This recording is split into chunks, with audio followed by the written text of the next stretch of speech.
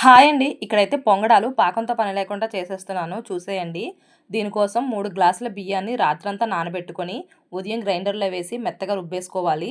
ఇది రుబ్బుతూ ఉండంగా పక్కనే 3 గ్లాసుల బెల్లం కరగబెట్టాలి. జస్ట్ వాటర్ కొంచెంగా పోసి కరగబెట్టాలంతే. పాకంతో పని అవసరం లేదు. దీంట్లోనే కొంచెం యాలకులు కూడా వేసేసుకుంటే మంచి స్మెల్ వస్తుంది. ఇక్కడ పాకం చూసారా హనీలా ఉంది. ఇది కల్తీ హనీ ఇలాగే అమ్ముతారేమో అనిపించింది దీన్ని చూసిన తర్వాత. ఈ పాకం చల్లబడిపోయిన తర్వాత అక్కడ రుబ్బుకుంటున్నాం కదా పిండి, అందులో వేసేసుకొని మొత్తం గ్రైండ్ చేసేసుకోండి. గ్రైండ్ చేసిన తర్వాత ఆ పిండిని మనం ఒక గిన్నెలోకి తీసేసుకొని అందులోనే కొంచెం నెయ్యి తీసుకొని నెయ్యిలో కొబ్బరి ముక్కలు వేయించేసి అది కొంచెం నువ్వులు ఈ పిండిలో కలిపేసుకోండి. మనకు కొంచెం వాటర్లా అనిపిస్తే కొంచెం గోధుమ పిండి వేసుకోవచ్చు, ఒక 2 స్పూన్స్. దీన్ని ఒక 3-4 అవర్స్ పక్కన పెట్టేయాలండి. అంటే అది కొంచెం రెస్ట్ ఇచ్చేయాలి. ఆ తర్వాత మనం పొంగడాలకి రెడీ అయిపోతుంది పిండి.